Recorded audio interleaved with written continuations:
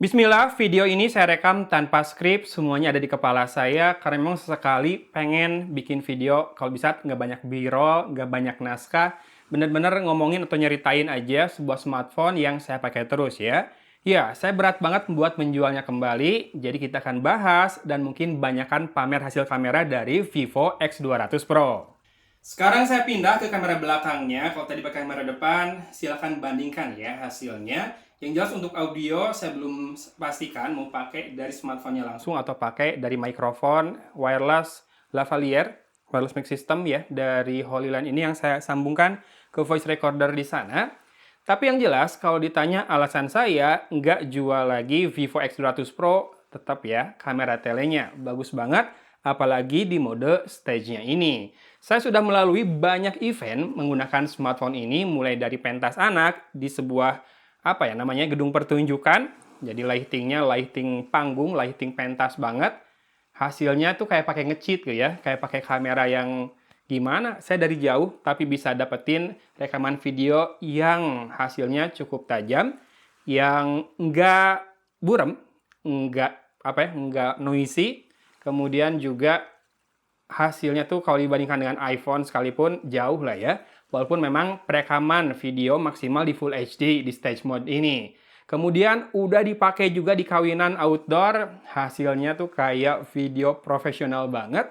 Pernah dipakai juga ke mall, ngafe. Terus satu lagi tuh apa ya? Saya sempat pakai buat rekam, pas lebaran outdoor ya. Moto kawanan bebek dari jauh, hasilnya juga mencengangkan. Tapi tenang, saya akan tetap bahas beberapa hal umum tentang alasan saya kenapa mempertahankan smartphone ini. Karena kalau lagi bepergian, ini adalah salah satu flagship yang bikin tenang karena baterainya besar dan juga ya konsumsi dayanya hemat. Dia sudah 6000 watt ya, yang X200 Pro ini. 6000 watt, 6000 mAh. Apa kurang-kurang dikit, 5900. Pokoknya kalau dibandingkan dengan flagship lain, jarang yang ada baterainya sebesar ini. Kemudian juga MediaTek Dimensity 9400 sudah saya pakai di beberapa smartphone. Sejauh ini performanya kalau nggak dipakai yang berat-berat kayak edit video atau game, atau ngerekam video juga ya, itu masih sangat mumpuni untuk bertahan seharian, 24 jam tanpa minta cas, atau kalau idle doang, ini bisa loh. Saya long weekend tuh pulang kampung, terus bawa smartphone ini buat sesekali foto, dari pulang sampai kembali lagi tuh baterainya masih tersisa ya. Jadi dia kalau lagi idle tuh hemat banget.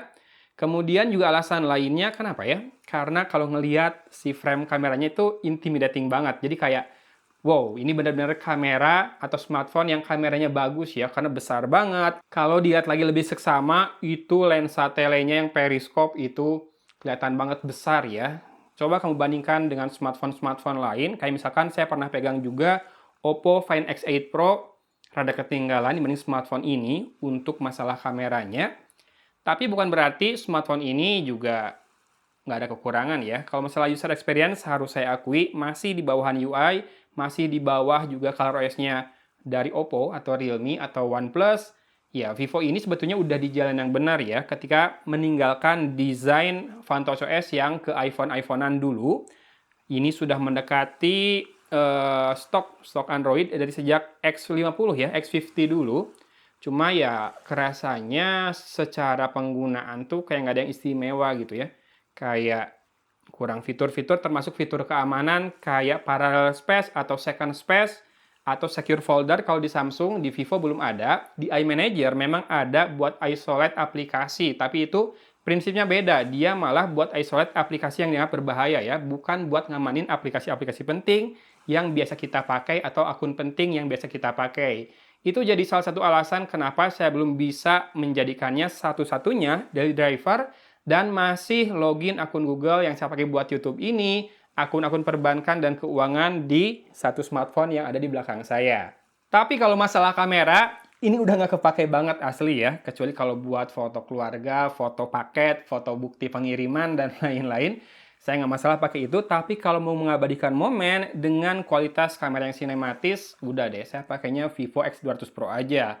Ya, lensa telenya saya nggak ada lawan, termasuk juga pas beberapa smartphone, beberapa produk reviewnya, saya B-rollnya ambil pakai smartphone ini. Salah satunya Amazfit Active 2 watch ini, banyak banget B-roll-nya yang direkam dengan smartphone ini. Dan bahkan ada satu video review handphone ya, yang Oppo Reno 13 F4G, seingat saya, itu full.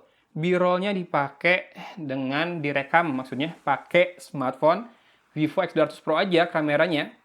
Dan jadinya menurut saya, walaupun memang depth-nya berasa beda, karena ukuran sensornya juga beda kan, pasti sama mirrorless, tapi segini udah bisa banget kepake kalau lagi kepepet, misalkan lagi mudik, tetap harus bikin konten. Buat B-roll, kalau buat aero atau facecam, teman-teman simak aja di video ini ya. Kalau pakai kamera belakang gimana, bandingkan sama yang di awal tadi yang pakai kamera depan. Karena ada yang komen memang kamera depannya jadi salah satu titik terlemahnya karena nggak punya autofocus.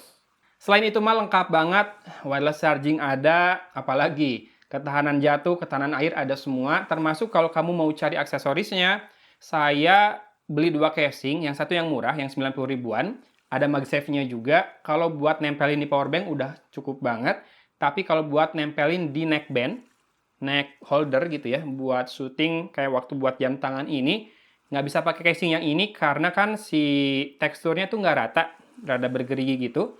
Jadi magnetnya nempel, masih cukup kuat, cuma muter gitu ya, nggak solid, nggak ngelok banget, masih bisa geser-geser. Buat perekaman kan kurang bagus. Jadi saya tetap saranin kalau buat kebutuhan proteksi, kebutuhan konten, pakai casing yang Yongkit ini. Ya, ada beberapa varian buat Vivo X200 series ini, yang putih hitam, kemudian yang sirkuit yang biru dan abu. Ini asli aman banget dan bikin frame kameranya makin intimidating. Walaupun memang feels dari lekukan body Vivo X200 Pro ketutup banget sama case Yongkit ini yang bikin feels-nya kotak banget ya. Jadi kalau nggak lagi dipakai bikin konten, saya pakai casing yang murah aja. Yang penting ada MagSafe-nya kalau buat nempelin power bank atau nempelin aksesoris lain. Tapi overall, apa yang saya cari dari sebuah smartphone flagship sudah terpenuhi dengan Vivo X200 Pro ini. Untuk hasil kameranya dari tadi sudah saya munculkan ya, karena memang saya lagi males bikin B-roll. Dikit-dikit aja lah ya B-rollnya.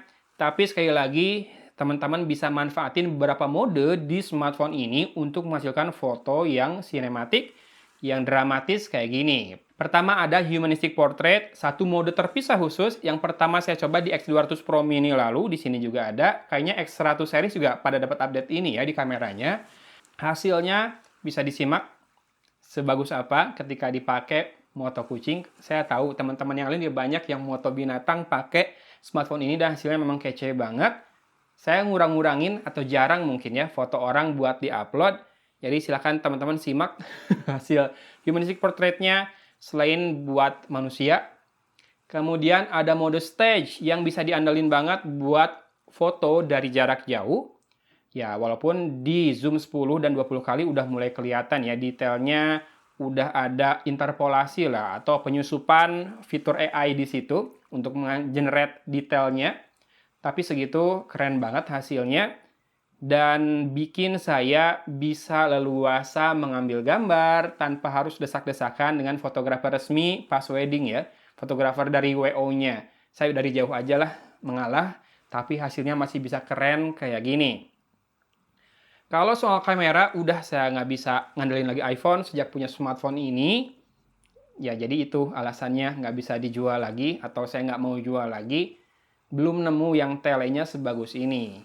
Ya, ada sih yang telenya udah pakai periskop juga, kotak kayak gini. Tapi mungkin karena sensornya nggak sebesar ini, ya ini kuncinya nih. Pertama, lensa tele dengan periskop yang kotak itu biasanya lebih bisa ngezoom dengan baik dengan jarak fokus yang juga lebih lebar, bisa dekat banget. Kemudian sensornya 200 megapiksel ini memungkinkan image cropping atau pixel binning atau in sensor zoom juga sampai 4 kali ya, lossless. Jadi 3,7 tambah 4 kali, dikali 4 sekitar 15 kali, harusnya dia masih tajam banget. Nah, di stage mode 10 tajam, 20 masih lumayan tajam ya hasilnya. Silahkan dibandingkan, saya akan kasih keterangan deh. Yang 10 kali zoom itu seingat saya focal length-nya keterangan di pojok kanan bawah fotonya itu yang 230 mm. Kalau yang 20 tuh yang 460 mm. Jadi silahkan bandingkan langsung di layar teman-teman, segitu kepake nggak buat ngezoom dari jarak yang sangat jauh. Iya, karena saya pun awalnya tuh udah pakai Vivo X200, udah mau betah, tapi ingat anak saya ada pentas. Saya pikir daripada kelewat momennya, saya upgrade ke X200 Pro dan jadi keputusan yang sangat-sangat saya syukuri ya. Hasilnya keren-keren kayak gini. Dan ya, tambahan sedikit, memang UX-nya masih saya rasakan rada ketinggalan. Tapi kalau masalah update software, Vivo udah rajin banget sekarang ya. Termasuk di seri V, seri yang lain. Paling masukan saya untuk seri V, tolong always on display-nya dikembalikan bisa always on atau pakai schedule ya. Untungnya di Vivo X200 Pro ini masih bisa always on dan juga schedule. Jadi udahlah, tidak ada alasan saya untuk menjualnya kembali. Mungkin teman-teman malah setelah nonton video ini bakal punya alasan untuk membelinya. Apalagi setelah lihat sampel lengkap videonya yang akan segera saya tayangkan setelah ini ya. Saya bikin kesimpulan dulu. Mungkin untuk harga 18 juta sekarang, mudah-mudahan nggak naik gara-gara rupiah melemah. Ini jadi salah satu smartphone yang pantas dimiliki. Pesaingnya buat saya belum semenarik smartphone ini upgrade-nya. Kemudian juga baterai besar, ngecasnya cepat. Kalau pakai charger bawaan cepat banget malah. Cuma saya pakai power delivery aja udah cukup cepat ngecasnya, sejam lah ya udah penuh. Kemudian ya ada wireless charging juga, tahan air juga. Dan untuk ini ya, saya udah pakai beberapa lama. Si screen protectornya sempat bubble karena disimpan di dalam tas terus. Tapi dia sembuh sendiri, bubble-nya hilang sendiri. Walaupun kalau misalkan bubble terus, ya tinggal datang ke service center-nya. Setahun ada 4 kali gratis penggantian anti gores bawaan ya. Itu juga yang harusnya dikasih sama brand lain nih, kayak Vivo ini. Cuma masalahnya Vivo kalau di Bandung, service center-nya posisinya kurang enak. Yang di Jalan Sudirman itu di pertigaan, parkirnya lumayan kecil, dan kalau dari arah Cimahi itu harus muter balik dulu. Coba kalau ada sekitaran mall, kayaknya lebih enak lagi ya. Kayak misalkan dekat BEC, kan ngumpul semua tuh kebanyakan service center di sana. Ada cafe, ada kopi juga. Tapi dari sini, saya jadi takut sebetulnya. Takut malas nyoba smartphone Android lain. Kayak misalkan mau nyoba foldables, jadi malas. Karena dengan harga yang di atasnya, saya tahu kameranya tidak akan sebagus Vivo X200 Pro ini. Dalam hal urusan lensa telenya ya. Karena lihat aja tebal dari kamera bump smartphone ini. Kayaknya masih sangat berat untuk diimplementasi di smartphone-smartphone lipat yang sekarang ngejar ketipisan. Saya tidak mau meracuni lebih jauh, tapi silahkan lihat saja sampel kameranya setelah ini. Ingat, ini diambil dari tangan saya yang bukan fotografer profesional, yang hampir nggak pernah ikut kelas fotografi juga ya. Newbie banget lah. Sip, hatur nuhun sudah menyimak video kali ini dari Kota Cimahi. Agun pamit undur diri. Wassalamualaikum warahmatullahi wabarakatuh. 4K Dolby Vision di pagi menuju siang yang terik. Masuk siang kayaknya ya. Sambil jalan. 4K 30 fps ya. Stabilisasinya masih mantap banget. Dan bisa pindah lensa ke ultra wide, biar lebih lebar dan lebih stabil biasanya. Di sini kita coba lensa tele di perbesaran 3,7 kali.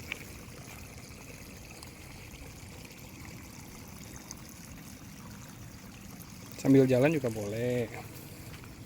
Tapi ngapain zoom jauh kalau buat sambil jalan ya. Kamera depan 4K 30 fps juga bagus. Kelihatan walaupun wajahnya terang, backgroundnya masih tetap berwarna, HDR-nya bagus ya. Walaupun silau, meteringnya ke wajah. Udah mau cek audionya ya. Pencahayaannya udah mulai gelap, makin gelap.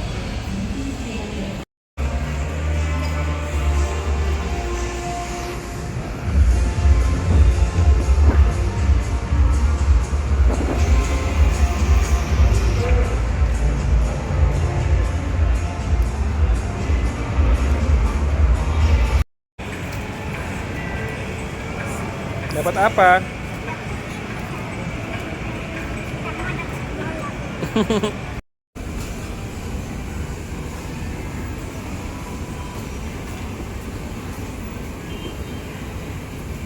...4K 30 fps, Dolby Vision menyala, dan voice enhancement juga menyala. Golden hour ya, habis asar tuh. Langitnya juga bagus, awannya. Kita switch ke ultra wide, lebih stabil harusnya di ultra wide, lalu ke zoom dan kembali ke lensa 1 kali. Kamera depan juga pakai Dolby Vision di 4K 30 fps, menyusuri gang. Harusnya suara lebih fokus kalau di gang kayak gini. Silahkan disimak.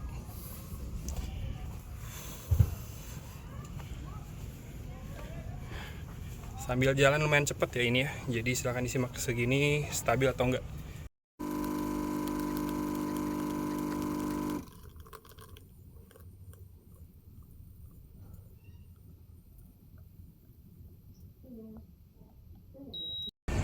Ultra steady.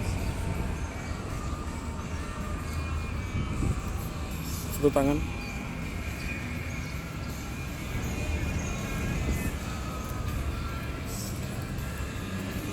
Zoom.